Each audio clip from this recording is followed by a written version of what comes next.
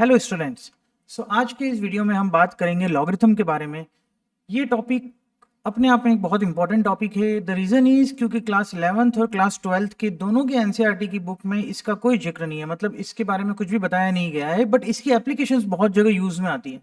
ठीक है, तो हम इसको एज अ बेसिक मैथमेटिक्स के तौर पे कर रहे हैं, राइट। लॉगरिथम क्या होता है, इसकी प्रॉपर्टीज़ क्या होती हैं, इसकी लॉस क्या होते हैं, इसको कैसे फाइंड आउट करते हैं, इसके बारे में हम कुछ बात करेंगे, ताकि आपके आगे आने वाले कोर्सेज माने आगे आने वाले चैप्टर्स में 11th में भी और 12th में भी। 12th में तो कैलकुलस में बहुत सारी जगह पर लॉग लॉग लॉग एनसीईआरटी की बुक में दिया हुआ है, बट इसके बारे में कोई मेंशन नहीं है, तो हम पहले इसको सीखेंगे आज। ओके, आज की इस वीडियो में मैं ट्राई करूंगा कि एक छोटे से पार्ट में लॉगरिथम को बहुत अच्छे से और बहुत सारी चीज़ें जो आपके क्वेश्चन को सिंप्लीफाई, मतलब आपके क्वेश्चन इजीली हो जाएं, उतना हम लॉगरिथम डिफाइन करेंगे इस वाली लेक्चर के अंदर, राइट। तो चलिए स्टार्ट करते हैं। तो सबसे पहले लॉगरिथम पढ़ने से पहले हमें एक्सपोनेंशियल फॉर्म के बारे में पता होना चाहिए कि एक्सपोनेंशियल फॉर्म क्या होता है। तो हम सबसे पहले स्टार्ट करेंगे एक्सपोनेंशियल फॉर्म से। Okay, so this is your exponential form. अब चीज ये आती है कि ये एक्सपोनेंशियल फॉर्म भला क्या है, क्या होती है एक्सपोनेंशियल फॉर्म। ठीक है, तो आपको कभी भी ऐसा कुछ लिखा हुआ दिख जाए a raise to power x, तो ऐसी फॉर्म को हम एक्सपोनेंशियल फॉर्म कहते हैं, बट कुछ कंडीशन के अंडर। अगर वो कंडीशन फॉलो होगी तभी आप ऐसी पिक्चर को कहोगे एक्सपोनेंशियल फॉर्म, अदरवाइज नहीं कहोगे। ठीक है, चलिए जी। तो सबसे पहले ये है क्या, तो ये जो ऊपर लिखा हुआ है ये बेसिकली आपको पता होगा कि हम सब इसको पावर कहते हैं। ठीक है, बट कुछ नाम और भी हैं इसके, कि पावर, या फिर आप इसको एक्सपोनेंट भी कह सकते हो। ठीक है, या फिर आप इसको इंडेक्स भी कह सकते हो। इस एक्सपोनेंट फॉर्म, एक्सपोनेंट कहते हैं इसी वजह से इसको एक्सपोनेंशियल फॉर्म कहा जाता है। ओके, इन तीनों का मतलब सेम ही है, पावर, एक्सपोनेंट फॉर्म और इंडेक्स, राइट। ये जो नीचे की तरफ लिखा हुआ है that is called base. Okay, क्या हमेशा कुछ बेस होगा और उसके ऊपर कुछ पावर होगी तो क्या उसको एक्सपोनेंशियल फॉर्म कह देंगे? तो नहीं, कुछ कंडीशन होती है, वो कंडीशन फॉलो करेगी तभी वो एक्सपोनेंशियल फॉर्म कहलाएगा। ठीक है, तो बात करते हैं कि वो कंडीशन क्या है। देखो, पावर पे कुछ भी कंडीशन नहीं होती है, पावर कैन बी एनीथिंग। सबसे अच्छी बात, कंडीशन होती है तो सिर्फ बेस पे होती है। पहली कंडीशन, आपका बेस 1 नहीं होना चाहिए, और सेकंड कंडीशन जो है आपका बेस हमेशा पॉजिटिव होना चाहिए। अब एक जेन्युइन सा क्वेश्चन उठता है दिमाग में कि सर ऐसा क्यों होता है।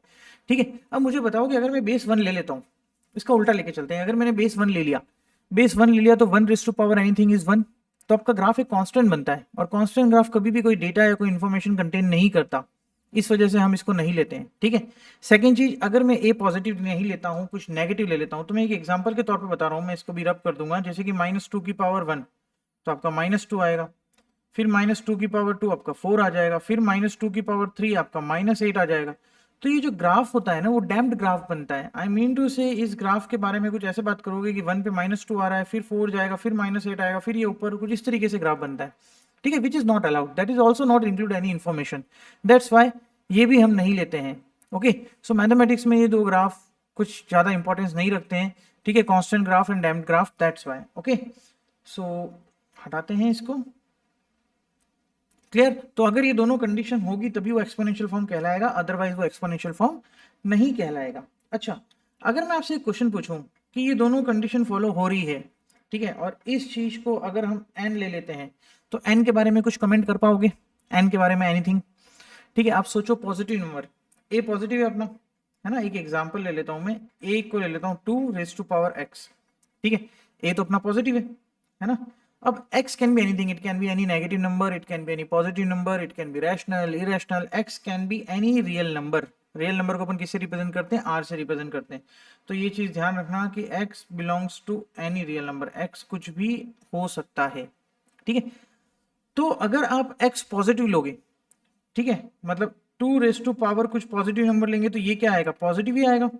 और 2 रेज़ टू पावर कुछ नेगेटिव नंबर लोगे आप, तो भी वो क्या हो जाएगा? 1/2 पॉजिटिव पावर, तो 1/2। ठीक है, तो ये भी तो क्या आएगा? एक पॉजिटिव नंबर ही आएगा, माना बहुत छोटा आएगा, बट आएगा तो पॉजिटिव ही, क्योंकि 1/2 की पावर कुछ पॉजिटिव, 2 की पावर कुछ पॉजिटिव, मतलब 1/some पॉजिटिव नंबर, तो आ तो वो पॉजिटिव ही रहा है। ठीक है, तो इसके बारे में हम ये कमेंट कर सकते हैं यहाँ से कि यहाँ से n भी हमेशा क्या होगा? पॉजिटिव ही होगा। This is not a condition, मैंने सिर्फ आउटपुट निकाला है कि आउटपुट कैसा होगा। क्लियर? तो this is the whole thing about the exponential form. बहुत बेसिक सी चीजें, बहुत अच्छे से समझना, काम आती हैं और आनी भी चाहिए। ठीक है, ये मैथमेटिक्स में बहुत छोटी मोटी चीजें हैं ना, आगे बड़े बड़े क्वेश्चंस में छोटे छोटे हथियार के रूप में काम करती है। ओके, चलो ये तो हो गया आपका एक्सपोनेंशियल फॉर्म। अब बात करते हैं अपन लॉगरिथम फॉर्म की।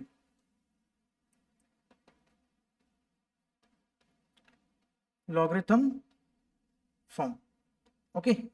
अब आता ये है कि लॉगरिथम फॉर्म होता क्या है, राइट। तो देखो लॉगरिथम फॉर्म के पहले मैंने आपको एक्सपोनेंशियल फॉर्म पढ़ाया। वो क्यों पढ़ाया? क्योंकि लॉगरिथम फॉर्म एक्सपोनेंशियल फॉर्म से ही डिराइव होती है, ठीक है। इसको लिखने का जो तरीका होता है वो पहले LOG लिखते हैं, this is the abbreviated form used for the logarithm. यहाँ पर आपका बेस आता है, यहाँ पर आपका नंबर आता है, और यहाँ पर उस लॉग उस नंबर के लिए with respect to that base जो हमने ए लिखा है, ठीक है। इस चीज को बोला कैसे जाता है, बोलने में भी थोड़ा सा ध्यान रखना। ये log a n is equal to x नहीं बोला जाता है, ठीक है। इसको हम कॉल करते हैं लॉगरिथम ऑफ n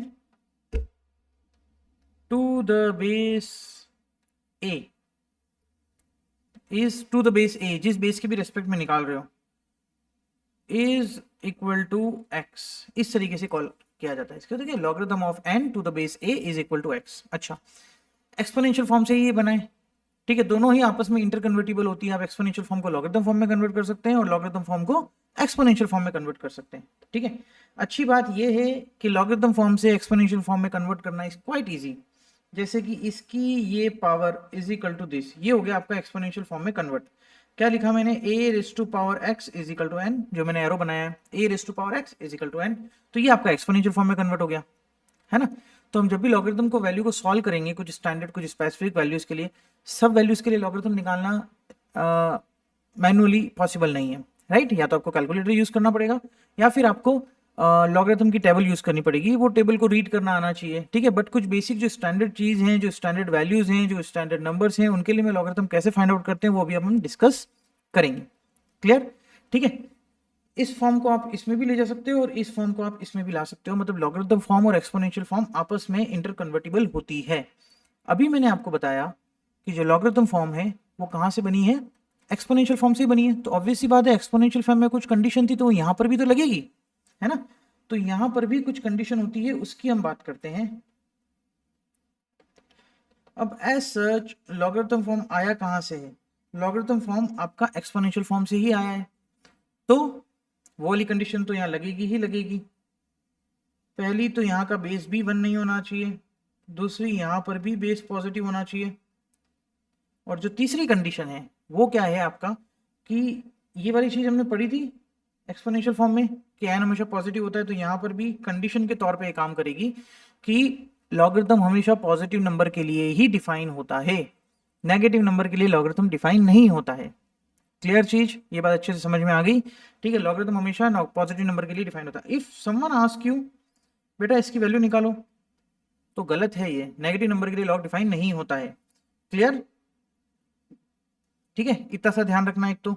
ओके, मैं अब आपको बताता हूँ कि जो स्टैंडर्ड कुछ बेसिक वैल्यूज हैं उनके लिए लॉगरिथम फाइंड आउट कैसे करते हैं by converting into the exponential form. कैसे फाइंड आउट किया जाता है उसकी बात करते हैं अपन। ओके, जैसे कि मैंने आपके एक क्वेश्चन सामने क्वेश्चन लिखा है कि log 81 टू द बेस 27 क्या होगा, क्वेश्चन मार्क लिखा हुआ है। तो मान लेते हैं कि ये x होगा, मान लेते हैं कुछ तो वैल्यू आएगी तो उसको मैंने x मान लिया। नाउ ऐसी चीजों को फाइंड आउट करने के लिए आपको पहले इसको एक्सपोनेंशियल फॉर्म में कन्वर्ट करना होगा। तो एक्सपोनेंशियल फॉर्म में कैसे कन्वर्ट करते हैं? इसकी ये power is equal to this, so that means 27 raise to power x is equal to 81, है ना। 27 raise to power x is equal to 81। Okay, so 27 raise to power x is equal to 81 आ गया, ठीक है। अब इस equation को हमको सॉल्व करना आप इजीली कर सकते हैं कि आप देख सकते हैं कि 27 और 81 दोनों ही 3 की कुछ पावर्स होती है। एक्चुअली मुझे बस ये ऐसे सिंप्लीफाई करना है। तो ये लिखा हुआ है 3 रेज टू पावर 3, 27 होता है और 81 होता है 3 रेज टू पावर 4, ठीक है।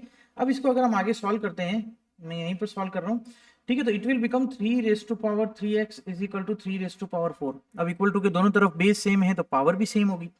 इसका मतलब 3x इज इक्वल टू 4 आ गया। तो x इज इक्वल टू कितना आ गया आपके पास? 4/3। तो इस लॉग की वैल्यू कितनी हो जाएगी? 4/3।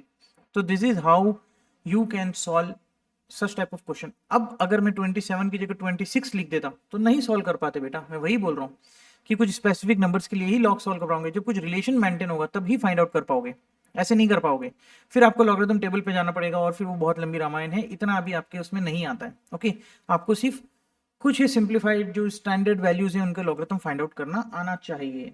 ओके, चलो एक क्वेश्चन और करते हैं जैसे कि मैं अगर आपके सामने लिखूं log of 9√3 to the base 1/3 की वैल्यू क्या होगी, ठीक है। अगेन द सेम थिंग, इसको हम मान लेते हैं x, ठीक है। क्या करना चाहिए, सबसे पहले इसको एक्सपोनेंशियल फॉर्म में कन्वर्ट कर लो, ठीक है। तो एक्सपोनेंशियल फॉर्म में कन्वर्ट करते हैं तो इसकी ये power is equal to this, मतलब 1/3 raise to power x is equal to 9√3। और मुझे पता है कि मैं इसको 3 की पावर्स में ला सकता हूँ अगेन, तो ये क्या लिखा हुआ है 3 की power -1 whole raise to power x, ठीक है। 9 हो गया आपका 3 स्क्वायर और √3 मतलब 3 की पावर हाफ, ठीक है। दिख रहा है, राइट हैंड साइड में बेस सेम है तो पावर क्या हो जाएंगी, ऐड हो जाएंगी, और इधर तो पावर मल्टीप्लाई हो जाएंगी, तो 3 की पावर -x आ गया, यहाँ पे 3 की पावर 2 प्लस हाफ आ गया। This will become 3 raise to power -x, 3 this will become 3 raise to power 2 plus half कितना होगा 5/2, है ना। तो यहां से आपके पास -x की वैल्यू कितनी आ गई 5/2 आ गई, क्योंकि बेस सेम है तो पावर भी सेम होगी। तो x की वैल्यू कितनी हो गई आपके पास -5/2, ठीक है। तो यहां से एक चीज और अपन ने ऑब्जर्व की कि इस log of 9√3 to the base 1/3 की वैल्यू नेगेटिव आ रही है, -5/2 आ रही है ना। तो नेगेटिव नंबर के लिए log डिफाइन नहीं होता, बट log की वैल्यू नेगेटिव आ सकती है ना। ये चीज ध्यान रखना कि log की वैल्यू नेगेटिव आ सकती है, बट log नेगेटिव नंबर के लिए डिफाइन नहीं होता है, राइट। अब आगे और बात करते हैं, आगे हम बात करेंगे टाइप्स ऑफ लॉगरिथम की, ठीक है। तो लॉगरिथम ये बहुत बेसिक सी चीज है और ये आपको पता होना चाहिए, that's why I am discussing here, ठीक है। सो टाइप्स ऑफ लॉगरिथम, ओके। दो टाइप के हम लॉगरिथम यूज करते हैं, एक्चुअली दो टाइप के लॉगरिथम होते भी हैं, ठीक है। तो पहला इधर लिख रहा हूं, दूसरा इधर लिख रहा हूं। पहला हम लिखते हैं कॉमन लॉगरिथम, कॉमन लॉगरिथम, ठीक है। एंड दूसरा हम लिखते हैं नेचुरल लॉगरिथम, ठीक है। तो कॉमन लॉगरिथम और नेचुरल लॉगरिथम दो टाइप के लॉगरिथम होते हैं। कॉमन लॉगरिथम जो अभी तक हम पढ़ते आ रहे हैं, अभी तक मैंने आपको जो बताया है कि LOG ऑफ x, जब भी LOG लिखा हुआ है ना तो वो कॉमन लॉगरिथम लिखा हुआ है, ठीक है। सर ये क्या होता है ना। अगर log ऑफ x लिखा है और मैंने कुछ बेस नहीं लिखा है तो आपको बाय डिफॉल्ट जो बेस मानना होगा वो क्या मानना होगा 10 मानना होगा। ध्यान रखना, log के आगे बेस क्या लगता है 10 लगता है। अगर कोई बेस नहीं लिखा है तो बेस 2 3 5 लिखा हो तो बहुत बढ़िया बात है, नहीं लिखा हो तो आपको बेस 10 एज्यूम करना होता है, ओके। नेक्स्ट नेचुरल लॉगरिथम को जो लिखते हैं हम, वो लिखते हैं हम ln x। ln ये केमिस्ट्री में बहुत यूज होगा जब आप pH वैल्यूज निकालेंगे उस टाइम पर, ठीक है। तो ln x जो होता है आपका वो क्या होता है, नेचुरल लॉगरिथम बोलते हैं। अब बोलोगे कि ये क्या है, ओके। सो ये चीज ध्यान रखना कि ln को मैं log की फॉर्म में भी लिख सकता हूं, बट इस टाइम पे मुझे बेस e लगाना पड़ेगा। अब एक नई चीज आपको यहाँ पर देखने मिलेगी कि ये e क्या बला है, ठीक है। तो ln x किसके इक्वल हो जाता है, log of x to the base e के इक्वल ही होता है ना। अच्छा, हम एनसीईआरटी में बहुत सारे क्वेश्चन करेंगे जिसमें log लिखेंगे, कुछ बेस नहीं लिखा होगा, फिर भी मैं बेस e मानूंगा, क्योंकि बेस 10 तब आप एज्यूम करें जब कुछ नंबर हो, मतलब कुछ वैल्यूज लिखी होगी, न्यूमेरिकल वैल्यूज लिखी हो इंस्टेड ऑफ नंबर, लाइक 10 5 7 8, तब 10 यूज करते हैं। बट हम वेरिएबल्स के साथ ज्यादा मैनिपुलेशन करेंगे x y z, तो हम बेस e ही लेंगे। लॉग लिखा होगा तो भी बेस e लूंगा, ठीक है। ये चीज ध्यान रखना। अच्छा, अब बात करते हैं कि ये e होता क्या है, ठीक है। तो इस e को हम बोलते हैं एक्सपोनेंशियल कांस्टेंट। क्या कहते हैं, एक्सपोनेंशियल कांस्टेंट। और इसको नेचुरल ग्रोथ भी कहा जाता है। क्या कहा जाता है, नेचुरल ग्रोथ भी कहा जाता है। क्या भला होती है वो देखो, एक एग्जांपल से समझाता हूँ। जैसे कि लेट सपोज आपने 100 रुपए बैंक में सबमिट करवाया या डिपॉजिट करवाया, एक साल बाद वो 200 रुपए हो गए, डबल हो गया जस्ट, है ना। तो भाई साहब एक साल में वो डबल हुए तो 6 महीने में भी तो कुछ प्राइस बढ़ी होगी, उसकी कुछ वैल्यू बढ़ी होगी ना, एक महीने में भी कुछ बढ़ी होगी, एक दिन में भी कुछ बढ़ी होगी। 100 से डायरेक्टली 200 तो नहीं होंगे ना, कुछ तो पार्ट बढ़ा होगा। वैसे ही 1 आवर में भी कुछ बढ़ा होगा, 1 मिनट में भी कुछ बढ़ा होगा, 1 सेकंड में भी कुछ तो वैल्यू बढ़ी होगी थोड़ी सी। 100 से कुछ बढ़ा होगा पर बढ़ा होगा। वैसे ही 1000 फ्रैक्शन ऑफ सेकंड, मतलब फ्रैक्शन का 1000 टाइम में भी तो कुछ बढ़ा होगा।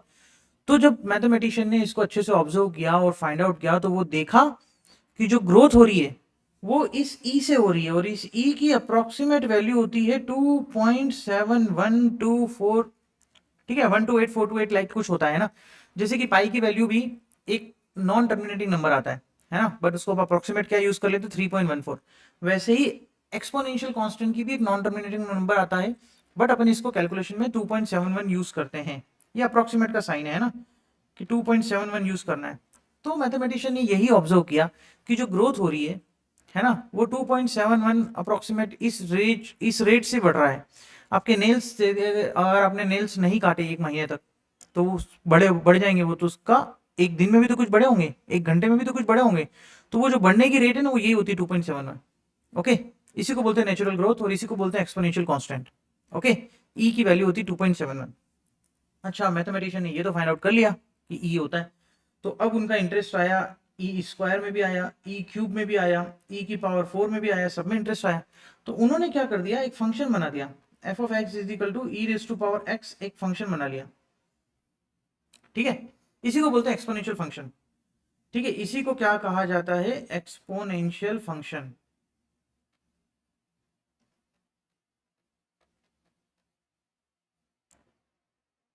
ठीक है, अब अच्छी बात, इंटरेस्टिंग बात क्या है कि एक्सपोनेंशियल फंक्शन और लॉगरिथमिक फंक्शन आपस में एक दूसरे के रेसिप्रोकेट होते हैं, या फिर कह सकते हो कि इनवर्स होते हैं। ठीक है, ये अपन बहुत सारी बातें करेंगे भी आगे, मैं बस आपको एक हल्का सा रिव्यू दे रहा हूँ। अच्छा, इसके ग्राफ की जरूर बात कर लो क्योंकि इसका ग्राफ बहुत काम आता है। ठीक है, अगर मैं इसका ग्राफ बना रहा हूँ तो मुझे पता है कि जब मैं एक्स की वैल्यू जीरो डालूंगा यहाँ, ये क्या है, ये वाई तो है, तो ई की पावर जीरो की वैल्यू कितनी होती है, 1 होती है, तो ई की पावर जीरो 1 आ जाएगा, है ना। 1 डालोगे तो ई आ जाएगा, दैट इज 2.71। 2 डालोगे तो ई स्क्वायर आ जाएगा। तो ये ग्राफ कुछ इस तरीके से बनता है, always increasing like that, exponentially growth हो रही है। एक्सपोनेंशियली ग्रोथ होना मतलब बहुत जल्दी फास्ट ग्रोथ होना। ठीक है, यही है आपका y is equal to e raise to power x. मैं अभी इतना ही डिस्कस कर रहा हूँ, बहुत ज्यादा डिस्कस नहीं कर रहा इसके बारे में, बाकी हम बहुत आगे धीरे धीरे बात करते रहेंगे। अभी आपको इतना पता होना चाहिए as a basic mathematics, as a basic tool. ठीक है, बेसिक्स ही डिस्कस कर रहे हैं अभी लॉगरिथम, तो ये एक्सपोनेंशियल कांस्टेंट मैंने यहाँ पे डिसाइड कर लिया। ओके, अब आगे की बात करते हैं। अब बात करते हैं हम लॉस ऑफ लॉगरिथम की, है ना। लॉज ऑफ लॉगरिथम बहुत इंपॉर्टेंट है। लॉगरिथम में आपके पास कोई भी इक्वेशन आती है या कोई भी क्वेश्चन आता है तो आपको इस लॉज को यूज करके ही उसको सिंप्लीफाई करना होता है। ठीक है, तो जितने भी लॉज हैं, कुछ फॉर्मूलेज हैं, कुछ आई मीन टू से कुछ डायरेक्ट आपको इंडक्शन पता होना चाहिए कि अच्छा, फंडामेंटल लॉगरिथम आइडेंटिटी के बारे में बात करेंगे, बेस चेंज थ्योरम के बारे में बात करेंगे, सबकी बात करेंगे। चलो वन फर्स्ट की बात करता हूं मैं। ठीक है, फर्स्ट मुझे बताओ कि अगर मैं आपसे पूछूं कि log of n to the n कितना होगा, मतलब नंबर और बेस दोनों सेम हो जाए, मैं ऐसा क्या लिखूं आगे कि अगर आप इसको एक्सपोनेंशियल फॉर्म में कन्वर्ट करेंगे तो आपको ये सही एक रिजल्ट मिल जाए। तो ऑब्वियस सी बात है, वन ही लिखोगे ना, क्योंकि n की पावर वन ही तो n होता है, n की पावर वन ही तो n होता है। ध्यान रखना कि नंबर और बेस अगर आपके पास सेम आ रहे हैं तो उस लॉग की वैल्यू कितनी होती है, 1 होती है, राइट। नंबर और बेस आपस में सेम, देन लॉग की वैल्यू 1 होती है। सेकंड की बात करता हूं, जब लॉग n हो और ये 1/n हो तो इसकी वैल्यू हो जाएगी -1। मतलब नंबर और बेस आपस में रेसिप्रोकल, वो यहाँ पर भी काम करेगा, है ना, 1/n और यहाँ पर n आ जाए, मतलब दोनों आपस में रेसिप्रोकल हो तो उसका वैल्यू 1 होता है। Always remember that. Third one is log of 1 to the base anything. क्या होगा भाई, a की क्या पावर लगाऊं कि 1 आ जाए, सर 0 लगा दो।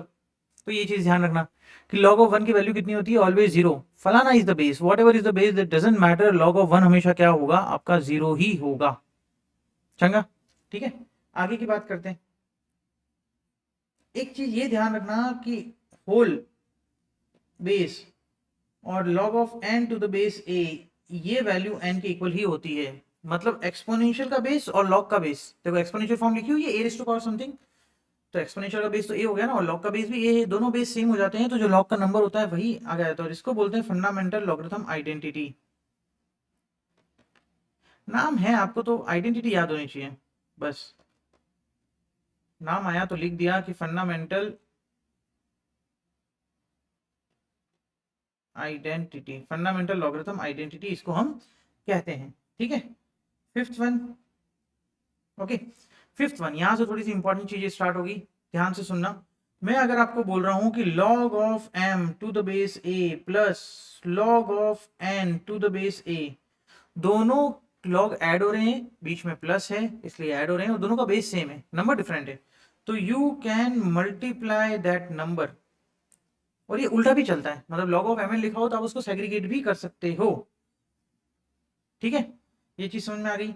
सिक्स्थ कलर चेंज थोड़ा सा कर लेते हैं ताकि चीजें डिफरेंट दिखें। और ये यहाँ पर क्या हुआ है, माइनस आया है, ऊपर तो प्लस था, यहाँ माइनस आया है। प्लस वाला मल्टीप्लाई होता है तो माइनस वाला क्या होगा, डिवाइड होगा। चीज समझ में आई? प्लस वाला मल्टीप्लाई है, माइनस वाला डिवाइड होता है, ठीक है। इसी चीज को अगर हम जनरलाइज कर देते हैं,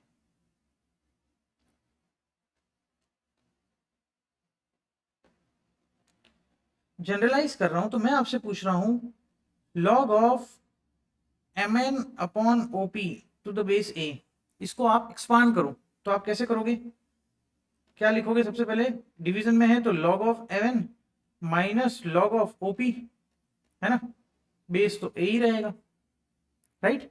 अब बोलोगे कि सर ये भी तो मल्टीप्लाई में, हम इसको भी तो और एक्सपांड कर सकते हैं। बिल्कुल कर सकते हो। तो log of m to the base a plus log of n to the base a minus log of o to the base a plus log of p to the base a, ऐसा हो जाएगा। Bracket इसलिए लगाया क्योंकि वो negative के बाद आ रहा है। उस ब्रैकेट को भी ओपन कर लोगे तो फाइनली ये क्या हो गया, log of m to the base a plus log of n to the base a minus log of o to the base a, और प्लस माइनस माइनस हो जाएगा, यहाँ आ जाएगा log of p to the base a। तो this is the generalize form, है ना। इस चीज को अच्छे से याद रखें। अच्छा, अब बात करते हैं सेवंथ की। ये तो बात हो गई कि जब कोई दो लॉग ऐड हो रहे हो, कोई दो लोग सब्ट्रैक्ट हो रहे हो, तो हमको कैसे उसके साथ ट्रीट करना है। ओके, नेक्स्ट, अगर आपके पास कभी कुछ ऐसा आ जाता है कि नंबर एक्सपोनेंशियल फॉर्म में लिखा हो, एक्सपोनेंशियल फॉर्म मतलब पावर में आ रहा है नंबर, तो उस पावर को आप आगे ले सकते हैं कुछ इस तरीके से। उस पावर को हम क्या कर रहे हैं, आगे ले रहे हैं। इसी का अगर मैं आपको एक और वर्जन बताऊं कि नंबर तो अकेला लिखा है पर बेस पावर में आ गई, देखो ए रेज़ टू पावर बी आ रहा है, बेस पावर में आ जाएगी, तो आपको क्या करना है, उस बेस वाली पावर को भी आप आगे ले सकते हो, but that should be in the denominator, not in the numerator. कैसा आएगा, 1 अपॉन बी आएगा और ये log m to the base a बन जाएगा। अब अगर मैं इन दोनों को मर्ज करूं, ऐसा निकालते हैं, log m to the power n to the base a raise to power b, दोनों पावर के फॉर्म में आ रहे हैं। तो ये जो n आएगा वो तो जो नंबर की पावर है वो तो न्यूमरेटर में आएगा, जो बेस की पावर है वो डिनोमिनेटर में आएगा, और ये बन जाएगा log m to the base a। चीज समझ में आई? ठीक है, तो ये चीज आपके इसमें होती है। ओके, चलो आगे की बात करते हैं अब अपन। नाइन्थ वन इज योर, ये भी बहुत इंपॉर्टेंट है और इसको हम बोलते हैं बेस चेंज थ्योरम के नाम से मैं इसको कॉल कर रहा हूं। ठीक है, बेस चेंज थ्योरम, नाम से पता चल रहा है क्या होगा इसमें। आप इसमें क्या कर सकते हो, बेस को चेंज कर सकते हो। ओके, कैसे, वो देखो। बेस चेंज थ्योरम में हम दो पार्ट पढ़ेंगे। पहला, अगर आपके पास कुछ ऐसा लिखा हुआ है log a to the base b, और तुम ये चाहते हो कि यार मुझे है ना बेस में a चाहिए, तो आप ये कर सकते हो। आप इसको जैसे रेसिप्रोकेट करोगे तो नंबर और बेस आपस में इंटरचेंज हो जाएंगे। जैसे अपन रेसिप्रोकेट करते हैं तो नंबर और बेस आपस में इंटरचेंज हो जाएंगे। Always remember that. इसका एक पार्ट और है, इसका एक पार्ट ये है कि ये just depends on the question, है ना, डिमांड ऑफ द क्वेश्चन की क्वेश्चन में बेस क्या है। एक्चुअली लॉगरिथम को जब भी अपन सिंप्लीफाई करते हैं ना, तो हम ये कोशिश करते हैं कि उनके बेस के साथ प्ले करें, बेस को सेम बनाएं, ताकि लॉग को हम ऐड कर सकते हैं, ट्रैक कर सकते हैं। अभी अपन ने मैनिपुलेशंस पढ़ी हैं ऊपर। ओके, तो अगर आपको नीड है कि ना तो मुझे बेस में ए चाहिए ना मुझे बेस में बी चाहिए, मुझे बेस में कुछ और चाहिए, तो you can also do that. इसको आप क्या लिख दोगे, log of A to the log of B, जो तुम्हारी मर्जी है वो बेस यहाँ लगा दो। This is how. ओके, तो ये है आपकी बेस चेंज थ्योरम। ओके, अच्छा, इसके बाद एक रूल और मैं बताना चाह रहा हूं आपको कि अगर आपको कभी ऐसा दिख जाए x raise to power log a to the base b, अब यहाँ पर ये x और b तो सेम नहीं है, ये दोनों सेम होते तो a ही आंसर आ जाता जो अपन ने पहले पढ़ा है, पर यहाँ पे सेम नहीं है, तो आप इसको ऐसा लिख सकते हो। ठीक है, a और x आपस में इंटरचेंज हो सकते हैं, ये भी काम की चीज है, अच्छे से इसको याद रखें। राइट, ठीक है। एक मैं अभी क्वेश्चन ले रहा हूं इनफाइनाइट सीरीज का, क्योंकि मुझे ये भी आपको डिस्कस करना है कि इनफाइनाइट सीरीज होती क्या है and how to solve it. ठीक है, तो क्वेश्चन लेते हैं और फिर इस क्वेश्चन को सॉल्व करते हैं। अच्छा, मैंने आपके सामने ये क्वेश्चन लिया है, इसमें क्या लिखा है, log of root five infinite तक टू द बेस 5 की वैल्यू निकालनी है। ठीक है, अब ये जो चीज लिखी हुई है इसको बोलते हैं इनफाइनाइट सीरीज। इसको क्या बोलते हैं, इनफाइनाइट सीरीज। हमें सबसे पहले इसको सॉल्व करना पड़ेगा। जब तक मुझे नंबर डिफाइन नहीं होगा तो मैं उसका लॉग कैसे फाइंड आउट करूंगा, बेस चाहे कुछ भी हो। तो सबसे पहले अपन को इसको डिफाइन करना पड़ेगा। तो ये क्या लिखा हुआ है, लॉग √5 देन √5 देन √5, इस चीज को हम मान लेते हैं y, ठीक है। अच्छा, अब सोचो कि इनफाइनाइट टर्म्स है ना, √5 इनफाइनाइट है। मैं अगर एक टर्म हटा भी दूंगा तो क्या ही फर्क पड़ जाएगा, रहेगा तो वही कि भाई एक बार y की शक्ल को देख लो अच्छे से, ठीक है। अब मैं जैसे ही आपको बोलूंगा कि ये क्या लिखा हुआ है, सिर्फ इतना पार्ट बताऊं, तो आप क्या बोलोगे, सर ये भी तो y लिखा हुआ है। तो आपको बस इसमें ऐसी चीज हाइड करनी है जिसको हाइड करने के बाद भी आपको वापस y दिखे, ठीक है, उस चीज को आप वही मान लो, y लिख लो, राइट। तो इनफाइनाइट सीरीज को सॉल्व करने का तरीका यही होता है कि सबसे पहले आपको वो वाली टर्म हाइड करनी है जिसके बाद भी आपको क्या दिखे, y दिखे, या फिर आपने अगर कुछ और लिया हो, p लिया हो, q लिया हो, x लिया हो, तो वही दिखना चाहिए। ओके, सो हम इसको क्या लिख देते हैं, ये वाली चीज हो जाएगी √5, और यहां से यहां तक ये y लिखा हुआ है, ये y हो गया, ठीक है। इसमें अपन क्या करते हैं, दोनों तरफ रूट को हटाना है तो स्क्वायरिंग कर देते हैं, ठीक है। स्क्वायरिंग करोगे तो ये 5 आ जाएगा और 5y आ जाएगा, ये y² आ जाएगा। अब बहुत सारे बच्चे जल्दी में काट देते हैं y से y, ये मत करना। कैंसिल आउट कर रहे हो मतलब you are losing one root, क्योंकि अभी ये क्वाड्रेटिक है, क्वाड्रेटिक के कितने रूट आते हैं, 2 रूट आते हैं। आपने जैसे ही कैंसिल आउट किया तो ये लीनियर में कन्वर्ट हो गई, लीनियर में कन्वर्ट हो गई मतलब आपके पास तो सिर्फ एक ही रूट आया, और ये बात तो गड़बड़ है, ये बात तो गलत है, ठीक है। इसलिए हम क्या करते हैं कि इनको सॉल्व करें विदाउट कैंसिल आउट, ठीक है। कैंसिल आउट नहीं करना है तो मैं इसको क्या करता हूँ, y² माइनस इधर लेके इधर कर ले, 0 आ गया, ठीक है। y को कॉमन लिया तो कितना आ जाएगा, y - 5 = 0। इसका मतलब यहाँ से 2 वैल्यू आई है, या तो y की वैल्यू 0 आई है या y की वैल्यू 5 आई है, राइट। अब अगर आप कैंसिल आउट कर देते तो आप ये रूट मिस कर देते। बहुत बार नंबर ऑफ सॉल्यूशन जब पूछते हैं तो रूट मिस करने में क्वेश्चन गलत हो जाता है, आंसर गलत आएगा, इस वजह से आपको इसको रखना है y = 0 और y = 5। देन ओके जी, अब आते हैं वापस से जो फाइंड आउट करना था। फाइंड आउट क्या करना था भाई, लॉग फाइंड आउट करना था। तो अपन log 5, अच्छा मैंने y ये माना है तो मुझे बताओ y की वैल्यू 0 लूं या 5 लूं। देखो 0 तो पॉसिबल नहीं है ना, √5 के अंदर √5 के अंदर √5, 0 कैसे हो जाएगा, कुछ तो वैल्यू आएगी न्यूमेरिकल। तो हम क्या मानते हैं, 5 मानते हैं, ठीक है। और मैंने लॉग में इसी चीज को y माना था, तो इसको आपको क्या लिखना पड़ेगा, 5 लिखना पड़ेगा। तो फाइनली आपके पास क्या हो गया, log 5/5, और इसका आंसर कितना हो जाएगा, 1। तो योर आंसर इज 1, अंडरस्टूड, ठीक है। तो this is the basic behind the logarithm. Okay, logarithm क्या होते हैं, मैंने इस वीडियो में सिर्फ और सिर्फ लॉज ऑफ लॉगरिथम कैसे होते हैं, क्या होते हैं, टाइप्स ऑफ लॉगरिथम, इनकी बात की है। एक सेपरेट वीडियोस और बनाएंगे जिसमें सिर्फ क्वेश्चंस करेंगे, है ना, लॉगरिथम के। तो वहां पर वो वीडियो जरूर देखना आप, तो आपको पता चल जाएगा कि लॉगरिथम को यूज कैसे करना है। मैं बहुत सारे क्वेश्चंस और लूंगा इनफाइनाइट सीरीज के, लॉगरिथम एक इक्वेशन के क्वेश्चन भी कुछ सॉल्व कर लेंगे, उसका एक सेपरेट वीडियो बनाते हैं। ओके राइट, तो this is the basic behind logarithm. Theory logarithm की आप यहाँ से अच्छे से क्लियर कर सकते हैं। Okay, thank you.